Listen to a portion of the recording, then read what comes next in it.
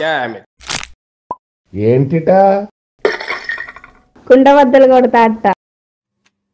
నమస్కారం, కుండబద్దల ప్రేక్షకులకి స్వాగతం. జగన్మోహన్ రెడ్డికి తన సొంత పార్టీలోనే అందున గెలిచిన ఎమ్మెల్యేల్లో నుంచి అసమ్మతి గళం విపరీతంగా పెరుగుతోంది. అది ఇప్పుడు ముదిరి పాకాన పడుతుంది. గతంలోనే మన కుండబద్దల వీడియోలోనే ఒకటి దాంట్లో చెప్పాం, రానున్న అసెంబ్లీ సమావేశాలకి ఎమ్మెల్యేలు వెళ్ళి తీరాల్సిందేనని తీర్మానించుకున్నారు అని. మరి దానికంటే ముందుగా మొన్ననే జగన్మోహన్ రెడ్డి కూడా ప్రతిపక్ష హోదా ఇవ్వకపోతే ఖచ్చితంగా వచ్చేది లేదని తెగేసి చెప్పిన నిన్న మొన్న మరి RRR చెప్పినట్టుగా మరి 60 రోజుల సమయం పూర్తి ఈ వర్షాకాల సమావేశాలతో పూర్తవుతుంది కాబట్టి ఆటోమేటిక్గా డిస్క్వాలిఫై అయిపోతారు. ఇక బై ఎలక్షన్ ఇక్కడ కన్ఫామ్గా వస్తుంది అని ఆయన ఉద్ఘాటించినట్టుగా ఇప్పుడు ఎమ్మెల్యేలు కూడా దానికి ప్రతిగా ఈ జగన్మోహన్ రెడ్డిని వ్యతిరేకించైనా సరే మనం అసెంబ్లీకి వెళ్ళాలని ఒక 6గురు తీర్మానం చేసుకున్నట్టుగా సమాచారం బయటకు వస్తుంది. ఇలాంటి ఈ ఎమ్మెల్యేలను ఇప్పుడు అసెంబ్లీకి ఖచ్చితంగా వెళ్ళే విధంగా వాళ్ళు ఉంటే వాళ్ళని ఆపటానికి జగన్మోహన్ రెడ్డి ఏం చేస్తాడు?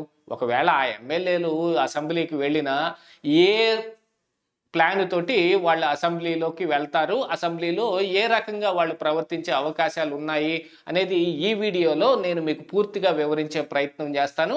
వీడియో నచ్చితే గనుక ఖచ్చితంగా లైక్ చేయండి, ఇంకా 10 మందికి షేర్ చేయండి. జగన్మోహన్ రెడ్డికి తన సొంత పార్టీలోనే అందున గెలిచిన ఎమ్మెల్యేలోంచి అసమ్మతి గళం బాగా విపరీతంగా వస్తున్న అవకాశాలు మెండుగా కనపడుతున్నాయి. ఎందుకంటే అసెంబ్లీకి ఎవరు వెళ్ళకండి అని చెబితే నా సమయం 60 రోజుల పాటు ఆ అసెంబ్లీ కార్యక్రమాలకి హాజరు కాకుండా ఉంటే ఆటోమేటిక్గా డిస్క్వాలిఫై అయిపోతారు అనేదాన్ని మరి స్పీకర్ కావచ్చు, మరి డిప్యూటీ స్పీకర్ కావచ్చు, అటు అయ్యన్న పాత్రుడు ఇటు రఘురామకృష్ణరాజు ఇద్దరు గట్టిగా దాని మీద పట్టుపట్టి కూర్చొని ఉన్నారు. కాకపోతే చంద్రబాబు నాయుడు గారు లాంటి వాళ్ళైతే ఇలాంటి వాటి మీద చూసి చూడనట్టుగా పట్టు విడుపుగానే ఉంటారు. ఎందుకంటే రీసెంట్గా వచ్చిన ఒక స్టేట్మెంట్ చంద్రబాబు నాయుడు గారి దగ్గర నుంచి చూస్తే కనుక అసెంబ్లీకి వచ్చే దమ్ము మీకుందా, అసెంబ్లీకి ఖచ్చితంగా రండి, మనం ఇక్కడ చర్చిద్దాం, మేము అన్ని వసతులు కల్పిస్తాం అన్నట్టుగా ఆయన మొన్ననే ఒక స్టేట్మెంట్ కూడా ఇచ్చారు. కావాలంటే ప్రతి చర్చ ఏదైనా సరే మరి అసెంబ్లీలోనే పెట్టుకుందాం, ప్రజల ముందు బాహాటంగా చర్చించినట్టు అవుతుంది అని ఆయన సవాల్ విసిరారు. అని అంటే ఇప్పుడు వీళ్ళు రాము అని భీష్మించు కూర్చుంటే ఆయన సస్పెండ్ చేసి పారేస్తారా? అలాంటిది ప్రభుత్వం వైపు నుంచి ఎటువంటి చర్యలు ఉండే రకంగా అయితే ఏం కనిపించటం లేదు. కాకపోతే మరి సభాపతిగా ఉన్న అయ్యన్న పాత్రుడు ఏం చేస్తాడు అంటే ఇప్పుడు ఆయన కూడా ఎంత సభాపతి అయినప్పటికీ కూడా పార్టీ లైన్ అండ్ లెంత్లోనే ఉండాలి, ప్రభుత్వ విధానాలు ఏదైతే ఉందో దాన్ని పాటించి తీరాలి. కాదని చెప్పి ఆయన సస్పెండ్ చేసేసేంత దీని దాకా వెళ్ళే అవకాశం లేదు. దీని మీద ఖచ్చితంగా నిర్ణయం తీసుకోవాల్సింది మాత్రం మన పైన ఉన్న అధిష్టానం లేదా ఖచ్చితంగా చంద్రబాబు నాయుడు గారే. ఆయన సస్పెన్షన్కి ఓటేస్తారా లేకపోతే కాదులే ఆగండి అని ఆపే అవకాశాలు ఉన్నాయా? లేదు, ఆటోమేటిక్గా డిస్క్వాలిఫై అయిపోతారు అని రఘురామకృష్ణరాజు గారు చెప్తున్నట్టు ఆ డిస్క్వాలిఫై అయిన దాన్ని మరి తెరపైకి తీసుకొచ్చేది ఎవరు? గతంలో మరి చాలామంది చాలాసార్లు ఇలాగా 60 రోజుల కంటే కూడా ఎక్కువ రోజులే అసెంబ్లీకి హాజరు కాకుండా ఉన్న దాఖలాలు చాలా ఉన్నాయి. గతంలో మరి ఇదే జగన్మోహన్ రెడ్డి గారు 2014-19 మధ్యలో నేను అసెంబ్లీకి రానని భీష్మించు కూర్చొని నాకు మైక్ ఇవ్వటం లేదని పాదయాత్రకు వెళ్తున్నానని పేరు చెప్పి అప్పుడు ఆయన దాదాపుగా 60 రోజుల కంటే పెచ్చుగానే అసెంబ్లీకి రాకుండా ఉన్నాడు. మరి ఆ రోజున ఆటోమేటిక్ డిస్క్వాలిఫికేషన్ తెరపైకి రాలేదు ఎందుకని, ఇప్పుడే వస్తుంది ఎందుకని అనేది ఇప్పుడు ఖచ్చితంగా ఒకసారి ఆలోచించి తీరాలి. కానీ వైఎస్ఆర్ కాంగ్రెస్ పార్టీ ఎమ్మెల్యేలో అలా ఉండదు కదా. ఆయన రాకపోతే పోయా, మేమన్నా వెళ్తాము, వెళ్ళి జగన్మోహన్ రెడ్డి తరపునే పోరాడతాము, ఆయన తరపునే మాట్లాడతాము, కావాలంటే వెళ్ళి గొడవ చేస్తాము, కావాలంటే మార్షల్ చేత ఎత్తి బయట పడేయించుకుని నడుములు ఎరగొట్టించుకుంటాము, జగన్మోహన్ రెడ్డి కోసం ఇదిగో మేము ఇంత పని చేస్తాము అని వాళ్ళు సిద్ధంగా ఉన్నా వాళ్ళని కూడా వెళ్ళొద్దన్నాడు. దీనికి అంతటి కారణం ఏమిటి అని అంటే జగన్మోహన్ రెడ్డి మంకి పట్టు, ఆయనకు ప్రతిపక్ష హోదా ఇచ్చి తీరాల్సిందేననే ఒక మంకి పట్టు మీద ఆయన వీళ్ళని కూడా వెళ్ళనీయకుండా చేశాడు.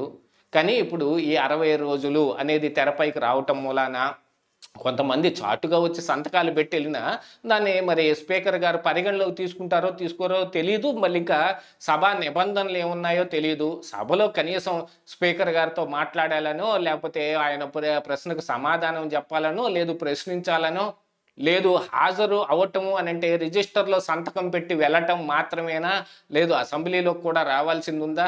ఇట్లాంటివన్నీ పరిగణలోకి తీసుకునే రకంగానే బయటకు వచ్చే విధంగా కనపడుతోంది. వీటన్నిటిని చూసుకున్న తరువాతనే మరి రఘురామకృష్ణరాజు గారు కావచ్చు, అయ్యన్న పాత్రుడు కావచ్చు దీన్ని తెరపైకి తీసుకొచ్చింది. కానీ ఇప్పుడు జగన్మోహన్ రెడ్డి వద్దంటున్న కారణానికి వీళ్ళు డిస్క్వాలిఫికేషన్ వేట పడితే ఇప్పుడు జగన్మోహన్ రెడ్డి వచ్చి కాపాడతాడా? రేపు మళ్ళీ ఎన్నికల్లో నిలబడి ఆ ఎన్నికల్లో తామే తిరిగి గెలిచి గెలవటానికి మళ్ళీ ఖర్చు కాకుండా ఉండి, ఈ రోజున అంతా ఓపెన్ సీక్రెటే, డబ్బు లేనిదే ఎక్కడ ఎవరు ఈ రాజకీయం చేయటం అనేది వల్ల అయ్యే పని కాదు. మళ్ళీ ఇప్పుడు పైపెచ్చు మళ్ళీ కొన్ని కోట్లు ఖర్చు పెట్టి మళ్ళీ ఆడ గెలుస్తారా? ఇప్పుడు అధికారంలో కూటమి ఉన్న దాంట్లో పులివెందుల్లో జరిగిన ఈ జెడ్పీటీసీ ఉప ఎన్నికలను చూసినప్పుడు జగన్మోహన్ రెడ్డికే దెబ్బ పడిపోయింది.